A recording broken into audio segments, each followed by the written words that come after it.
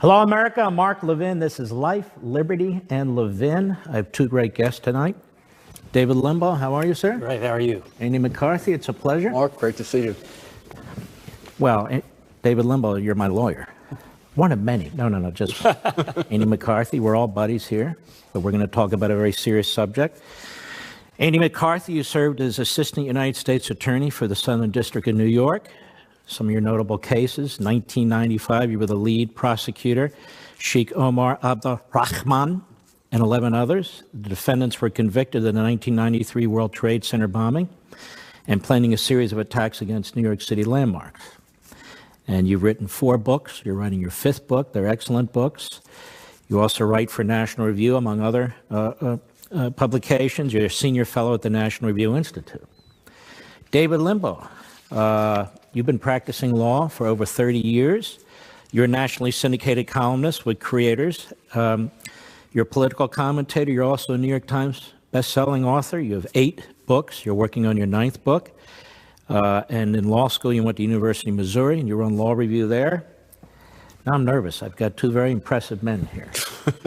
But we want to get into some very serious matters here, and very timely matters. This investigation that's going on, these activities related to the President of the United States, his campaign, his transition. And I wanted to talk to you fellas about that tonight. We know this for a fact. There was, in fact, a FISA warrant. It was extended 3 times. There was, in fact, a dossier that was paid for, ultimately, by the Hillary Clinton campaign and the Democrat National Committee. We know for a fact that dossier in part or whole was used to get an application, to file an application for a warrant in the FISA court and extensions in the FISA court. We know as a matter of fact, thanks really to the New York Times, which now has tried to walk it back, that there was a spy, if you will, a confidential informant, or as the late, great James Comey put it, a human resource who was in the Trump campaign. I mean, Professor Stephen Halperin was in the Trump campaign. He interviewed a number of people. Let me start with you, Andy McCarthy. You've been around a while. You've prosecuted these cases we talked about. You were an assistant United States attorney. We hear media outlets and others say, well, first of all, it's not a spy, and second of all, the FISA is not a big deal, and thirdly, of course, we needed to get to the bottom of this Russia thing. What's the big deal? Trey Gowdy said this is exactly what the American people would want from their FBI. How do you respond to that? I don't think so. I think, Mark, all of the back and forth about whether it's a spy or an informant is really beside the point. When I was a prosecutor, the informants worked for us. So when I spoke to the jury during a case, I would call them the informants. And then the defense lawyers would get up and speak to the same jury about the same guys and call them the spies, the snitches, the finks, whatever. They're government-controlled, covert operatives who you send in to get information, regardless of what you call them. And the important thing always is why you sent them in, not what you call what they're doing, whether you want to be hyperbolic or use euphemisms about it. And I think, with all due respect to Congressman Gowdy, I don't think the American people would be happy with the idea that the norm we've had in this country, I think from the beginning of this country, but certainly in the modern era since Watergate, that the incumbent administration does not use the awesome counterterrorism and law enforcement powers that it has to monitor the opposition party in an electoral campaign is a norm the American people would like to keep in place. And Gowdy is simply wrong when he says that the object here was to monitor the activities of a few tangential players that had kind of tenuous connections to the Trump campaign. It was said explicitly in congressional testimony a number of times by former Director Comey that the FBI was conducting an investigation of the Trump campaign for coordinating in Russia's cyber espionage operation. Wasn't Trey Gowdy among those members of Congress on the committee listening to the testimony firsthand of Mr. Comey? Yeah, he certainly was. In fact, best known testimony is the testimony Comey gave on March 20th of 2017, which is important because it's the jumping off point, as it turns out, for Mueller's, special counsel Mueller's investigation. This is what Mueller took over. And what Comey described was a counterintelligence investigation aimed at Russia's interference in the election and the extent to which the Trump campaign was suspected of coordinating in that effort. And David Limbaugh, the focus is the Trump campaign. All of a sudden we're hearing, no, it's just an investigation of the Russians. So where's this argument coming from? Is it because they've now been caught or they've had to confess some of these activities that have been taking place? Well, it sure is very suspicious. We all start out with a presumption that the FBI and DOJ are honorable institutions. And we, being conservatives, we support law enforcement apparatus, and that's our bias, until we see things that concern us. I think we need to remember at the outset that liberals, by and large, our ends justify the means. They politicize things. They're willing to, and not willing, they're anxious to subordinate the rule of law to their political agenda. That's what makes a lot of this stuff believable.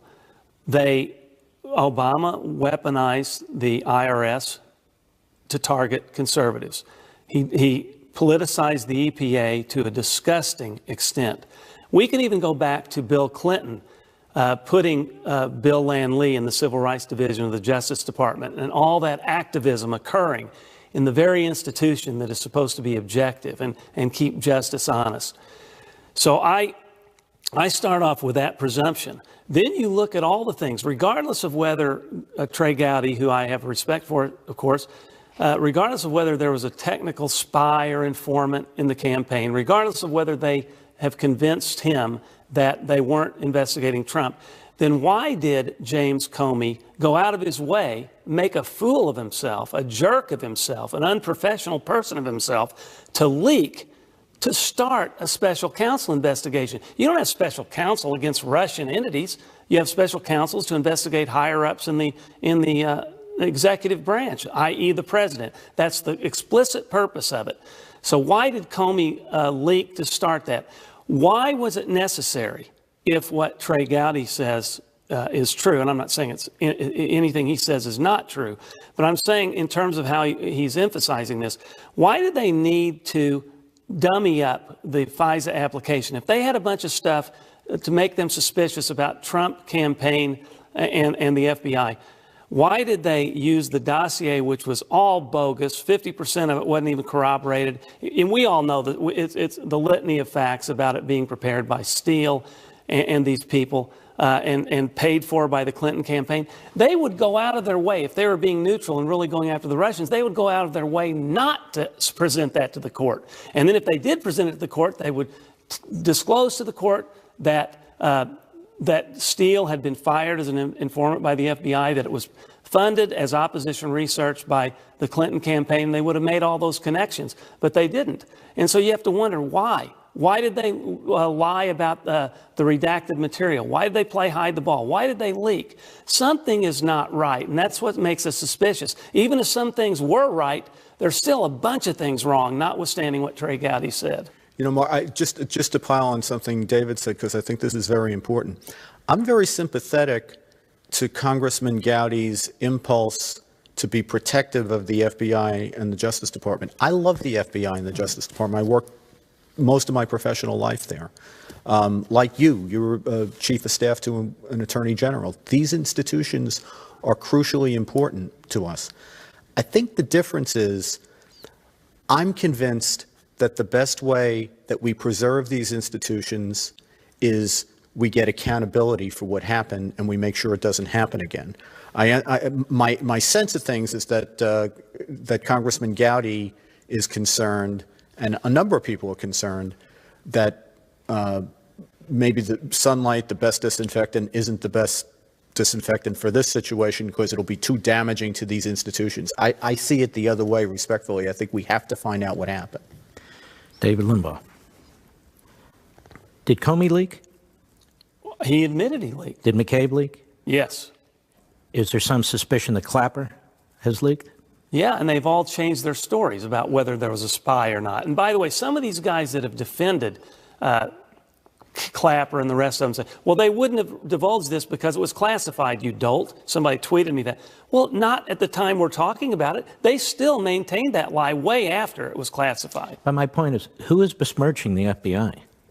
When you have the Exactly. director of the FBI as a leaker, you have Yes. the deputy director as a leaker. Deputy director has been referred, a criminal referral to the U.S. Attorney's Office by the Inspector General of the Department of Justice, agreed to by the concomitant office in the FBI. I mean, that's not you, me, and Donald Trump trashing the FBI. That is the leadership of the FBI trashing the FBI. Moreover, I totally agree with that. I have been really disappointed in Comey, and I started out with a neutral opinion about him because a person that I respect said nice things about him early on. But look at how he's besmirched himself, and thus, by extension, the FBI that he headed, going out and doing these interviews, saying these things that are untoward, unprofessional things, saying that Donald Trump was morally unfit for office, talking about things out of school to all these MSNBC and all these mainstream media outlets, and to sidle up with the Democratic and leftist apparatus.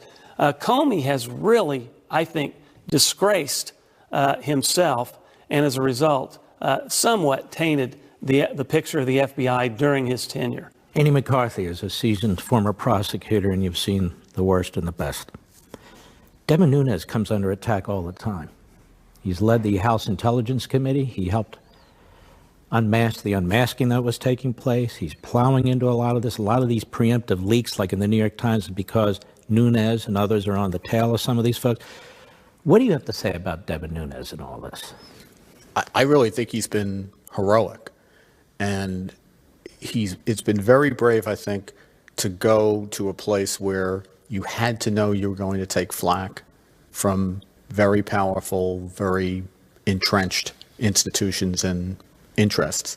I think a lot of people, well, just to be clear on what I think was going through the minds of people who conducted these investigations, they know that counterintelligence matters are classified. In my experience, counterintelligence agents are liable to take outrageous chances and measures that you wouldn't expect criminal investigators to take because they don't expect their work is ever going to be checked. It's never going to be taken apart by defense lawyers. It's never going to be in a public courtroom. So they go about their business with a little bit of an edge that they just don't think what they're doing is ever going to be reviewed. If you put on that the overlay that everybody here was ripe dead certain that Hillary Clinton was going to win the election, and this was never ever going to be spoken of, I really think, Mark, that they thought they were playing with the house money in a lot of ways. And what happened was Meaning that they could do pretty much what they want to do Right. and never get caught. Correct. And that's when you get reckless about norms like the importance of an incumbent administration not using these awesome powers to investigate its political opposition. I think they got reckless about it because they believed they would never be found out. And Nunes has been adamant that they will be found out. Yeah, and not only were they confident that it would never be found out, they proactively tried to ensure that it wouldn't be found out with Strzok and Page, talking about when Trump and Hillary became the clear nominees, Strzok texted Page saying, now this will make us have to accelerate the mid-year exam, the MYE. And she said, of course, I concur, which means they had to make sure that Hillary won and Trump didn't win, obviously. When we come back, I want to continue with this point, and also I want to discuss the big meeting, January 5th, before the Obama administration left office. Ladies and gentlemen, I hope you'll join us on Levin TV on CRTV every weeknight. Just check us out on crtv.com. If you enjoy what we're doing here, you can enjoy it every night. That's Levin TV on crtv.com.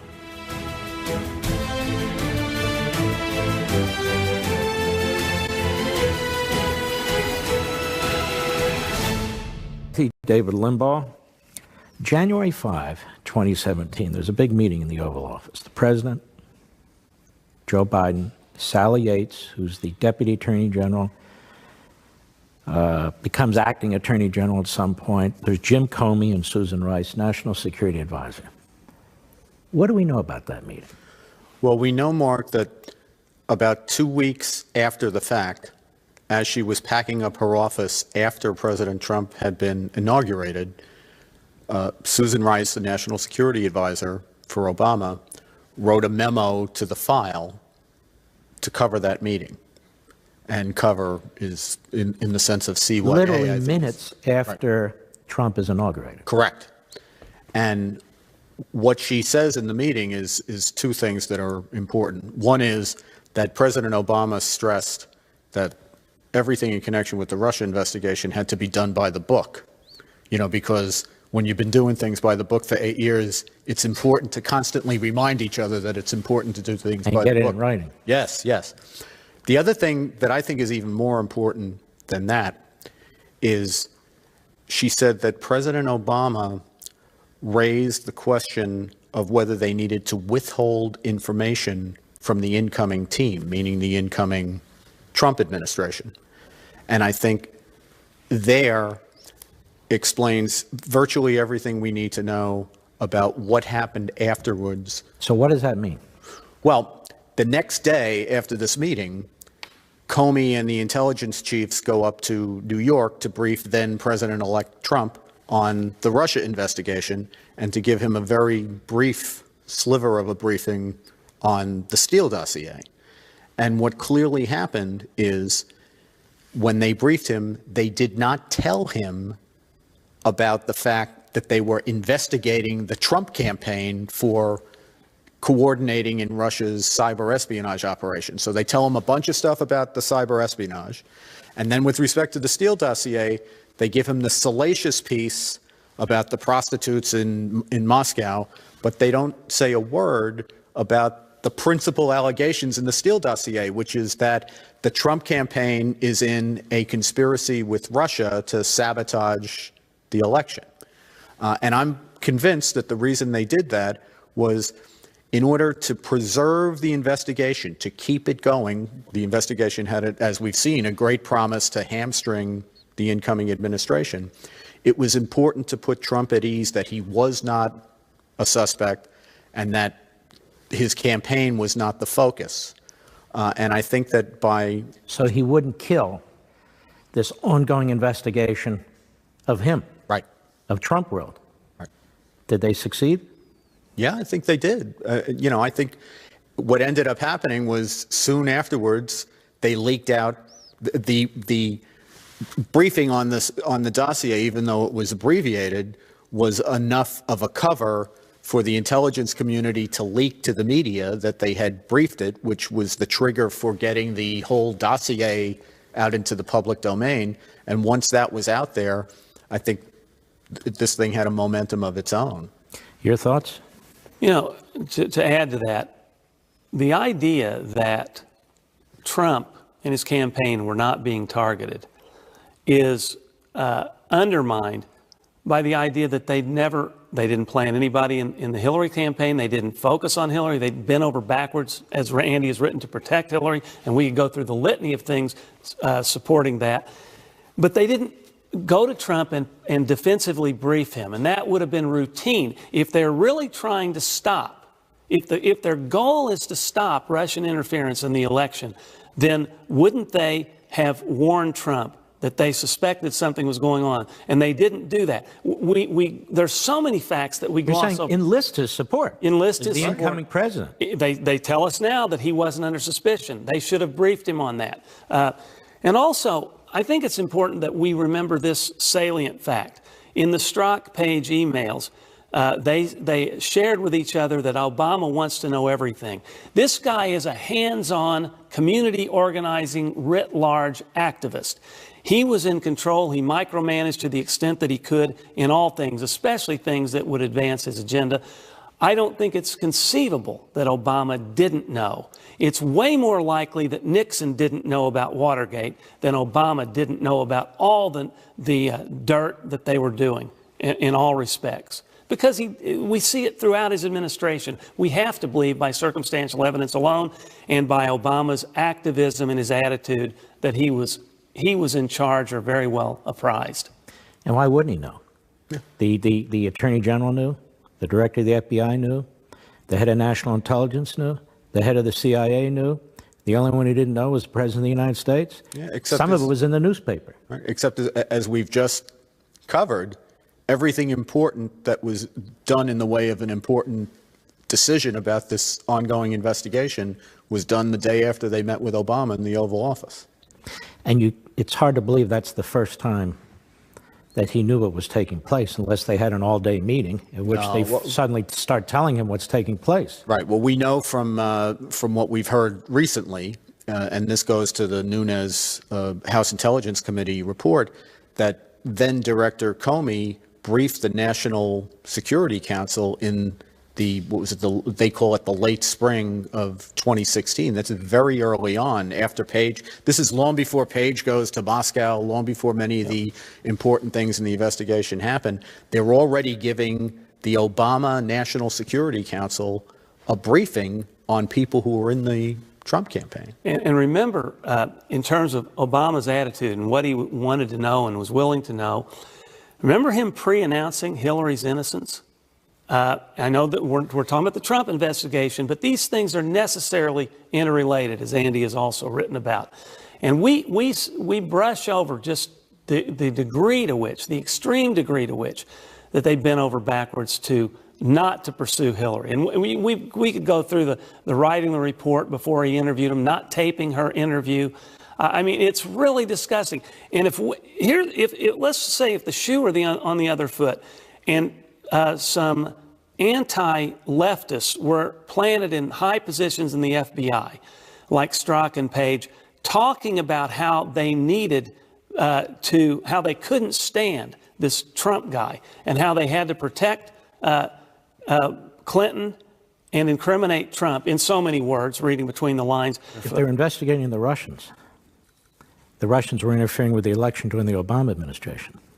It seems to me you'd be interviewing Barack Obama, Biden, Clapper, Brennan, Comey, and all the rest of them about what they did and what they didn't do. It seems to me, also following up on your point, you'd have a human resource person, I think as Comey put, an informant or spy, at the DNC, where their emails were hacked, or in the Hillary Clinton campaign or the Jill Stein campaign. You wouldn't be focused myopically on the Trump campaign, and the special counsel, who I want to get to in our next segment, wouldn't be focused myopically only on one campaign.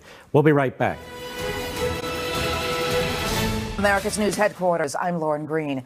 At least 7 people killed in Guatemala today after an eruption of the Volcan de Fuego, one of Central America's most active volcanoes. Some 20 injuries were reported, and authorities are unsure how many people are missing. The towering column of ash covered nearby villages and shut down air traffic over Guatemala City, the country's capital, about 27 miles away. And this word just in from the White House: First Lady Melania Trump will not be joining the president at the G7 meeting later this month in Quebec, nor is she expected to accompany her husband to the proposed summit with North Korea's leader in Singapore the week after. Mrs. Trump hasn't made a public appearance since before her 5-day hospital stay in mid-May for treatment of a kidney condition. I'm Lauren Green. Now back to Life, Liberty, and Levin.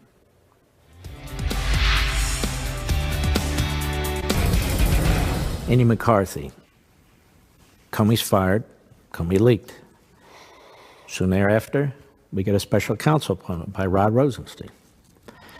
The Democrats were pressing for a special counsel appointment. Chuck Schumer was pressing from day one for a special counsel because they know how these guys or gals get carried away with themselves. Right. Was the appointment of Mueller based on any criminal statutes or based on any rational basis other than go investigate this stuff? No, I don't think so. I think he's an unguided missile. I mean, the appointment was outside and to my mind flouted the regulations that govern when the Justice Department can have a special counsel. So the regulations say that you're supposed to, as the Justice Department, articulate what is the basis for a criminal investigation that the Justice Department is conflicted from investigating in the normal course.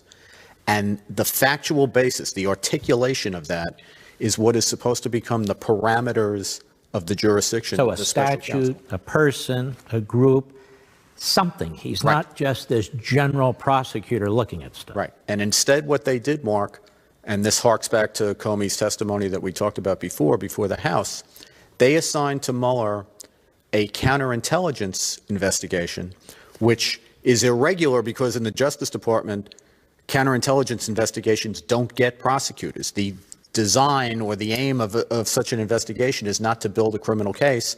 It's to divine the actions and intentions of foreign powers to the extent they bear upon American interest. So it's not even lawyer work. It's really intelligence analytical work. But the big problem with it in the context of an investigation is that it's really just an intelligence gathering or an information gathering exercise, and the intelligence guys will tell you they never have enough information. If I tell you, go investigate a bank robbery, you're a lawyer, you're a prosecutor, you know a bank robbery is a set transaction, there are certain core elements of the offense, as we say in the prosecutor biz, that you have to prove beyond a reasonable doubt. It's got a finite set of boundaries around it. If you give somebody a counterintelligence investigation and just tell them, go off and find out whatever information you can find out, and by the way, if you find any crimes along the way, have at it, then that kind of thing never ends. Is that equivalent to a United States attorney or even bigger?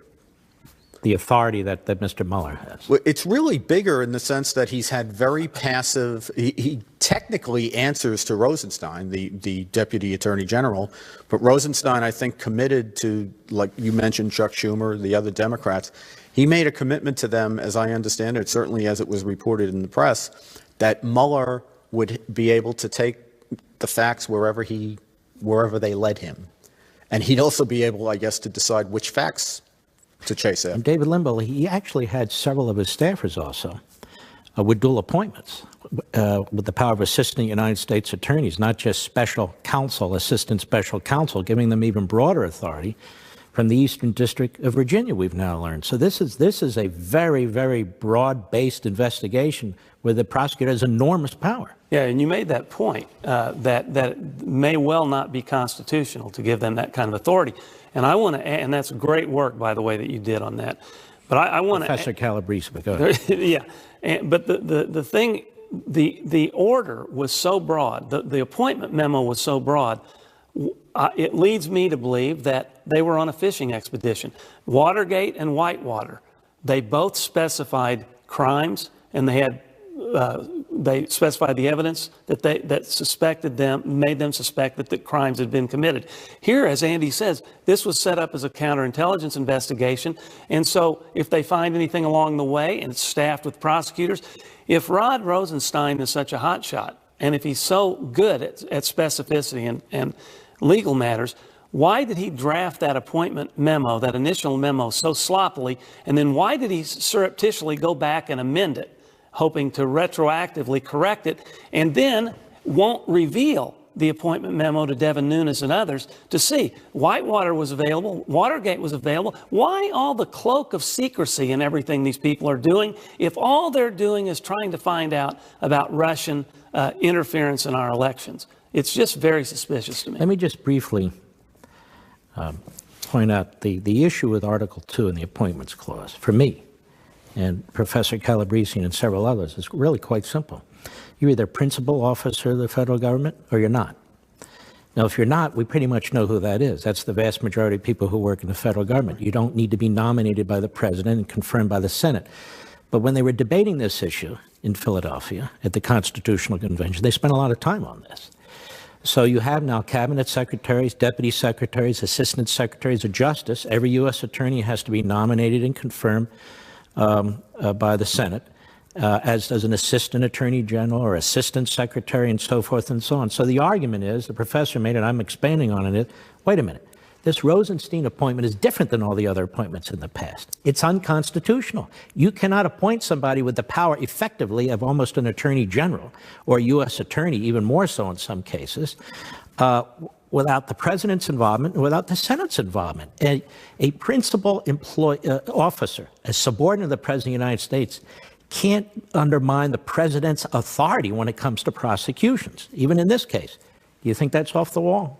I don't think it's off the wall, and I think aside from the legal theory behind it, which you've just set forth, as a practical matter, nobody in the Justice Department, including the Attorney General, is supposed to be unsupervised. The Attorney General answers to the President. Everybody else in the Justice Department has a boss, at least one, right? Mm-hmm. I think it's very dangerous to have a guy who's off without any supervision. All right, folks, if you like what we're doing here, we do it every night on Levin TV. Check us out, crtv.com, or give us a call, 844-LEVIN-TV, 844-LEVIN-TV. We hope you'll join us. We'll be right back. Independence. With that. Welcome back. David Limbaugh, I want to get back to this issue of supervision. Yes. Well, Andy made the great point that the special counsel, there's few checks and balances against the special counsel. They have pretty much carte blanche authority. And I just want to make the point that makes it all the more important that they reveal things to these specially situated people like Devin Nunes in Congress on the investigatory committees, because Congress is a co-equal branch, and we have to have some accountability. Even if it remains secret as to the public, there has to be some check. There wasn't a check. I also want to make the point, the special counsel is so broad-based, and they can do what they want under this umbrella of investigating anything. And the whole time, it has put a cloud on Trump's agenda for a year and a half. That's why that's another reason why we need to have its parameters tightened in the future. As a matter of fact, on this issue of the parameters of the special counsel, I read 2 Justice Department memos. They've been out there for decades. It's been the position of the United States Department of Justice, 1973 and 2000, so half a century, really, pretty much. It's been the position of the United States Department of Justice, regardless of my opinion or yours or the world's, that you cannot indict a sitting president. And they provide in exquisite detail why. One of them is this, that you're dragging down a president of the United States when you're doing something like this. And imagine if he has to defend himself. You know, we all have rights under the federal Constitution. If you look at the Bill of Rights, due process and so forth, if the president is trying to be president, trying to defend himself, it's an impossibility, they point, among other reasons. Apparently, that's been the conclusion reached, we believe, Giuliani has said, by the special counsel's office. Then we get into this issue of subpoena. No president has ever been physically pulled in front of a federal grand jury. No president's ever been indicted. In fact, no president's ever been removed by the United States Senate, and that's the only way you can remove a president.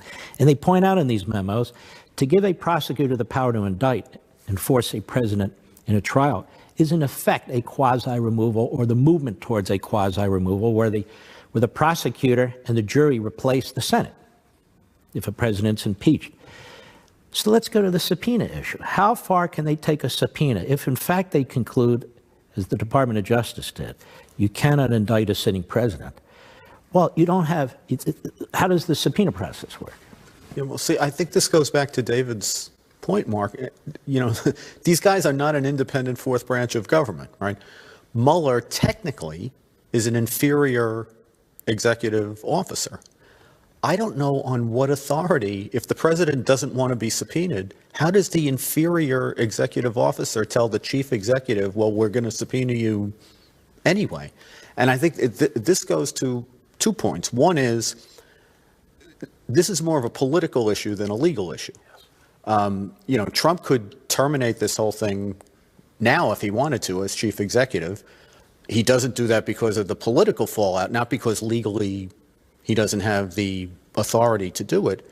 And secondly, it becomes clearer and clearer. I mean, if you think about it, we didn't have a Justice Department until 1870, right? We didn't have an FBI until 1908. The framers didn't intend that federal prosecutors were going to rein in executive excess. They intended that Congress was going to do that. So the issue here has always been since no one of Mueller's sophistication would ever think that he could have indicted the president of the United States, this has been about impeachment from the first day. And if they can't indict, then they shouldn't be able to subpoena to examine him for the express purpose of incriminating him. You look at all those the questions that go to his state of mind. It was all designed to find out what he knew in a criminally culpable way. And I also want to say something, Mark. You and I go back some 20 years during the Clinton impeachment. You have been consistent about your position on whether a sitting president could be indicted, because I remember that's one of the first things you talked about. And that was against our political interests because we were not for Bill Clinton, and you've been consistent throughout on that. And you have said from day one, and you've agreed, that this was always about impeachment. And I want to get to that point in a minute. We'll be right back.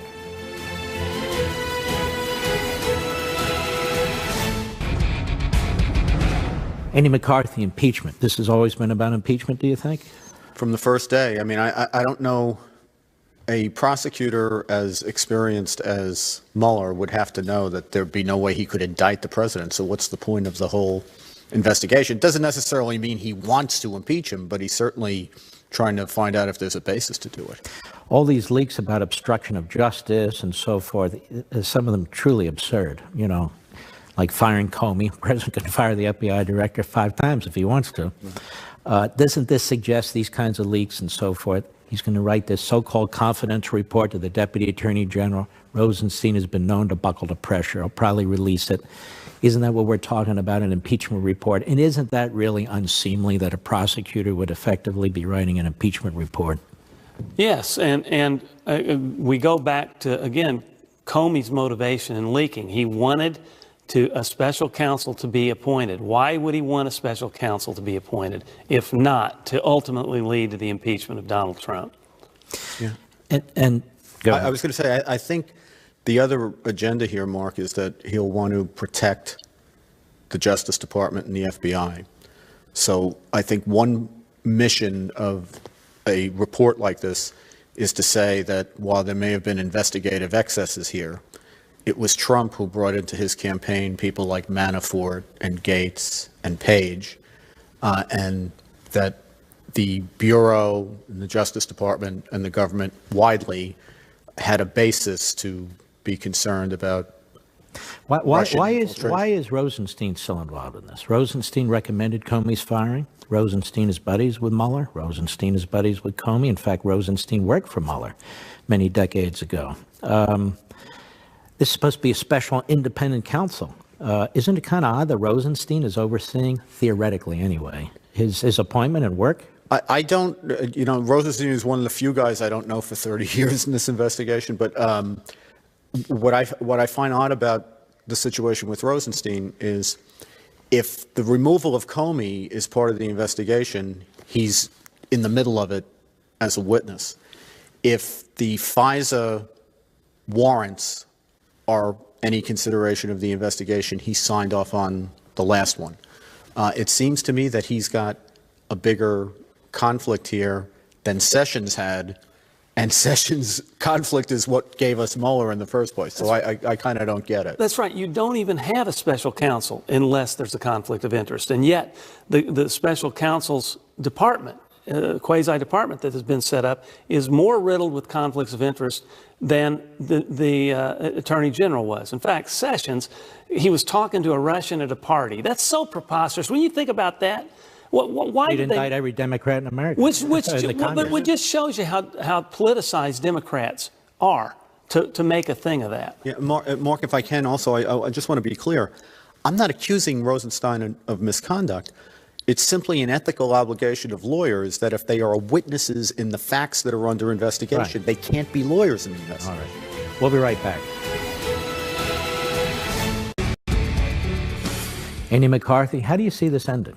I think you get a report, no impeachable offenses. I doubt the Democrats are going to have the blue wave that they need to have to make a viable impeachment run at Trump. And I think Mueller's investigation and the report that he writes is also an attempt to protect the Justice Department and the FBI. So it just goes away. I do. You see it that way? Yes, I think it will not lead to impeachable offenses, but I think it will be couched in a way to defend the FBI and DOJ and to make Trump look bad. And any billionaire, they can find crimes, and they're going to imply that Trump had nefarious financial dealings and appointed the wrong kind of people, and they'll try to make him look bad. But unless they get him under subpoena and to testify, they won't have anything. And even if they do, it won't lead to anything because they can't indict him, as you said. I have a little different take on this. I think you will see the word obstruction pop up from time to time. I don't think they're working this hard and this aggressively to go home quietly. I could be dead wrong about it, and I certainly hope I am. But it also explains why people out there need to make sure they vote, because if this is in the end, as you point out, a political question, then the jury can be decided by the American people. I want to thank you so much. I've had a wonderful discussion. We very much have appreciated it. Thank you for joining us. See you next time on Life, Liberty, and Levin.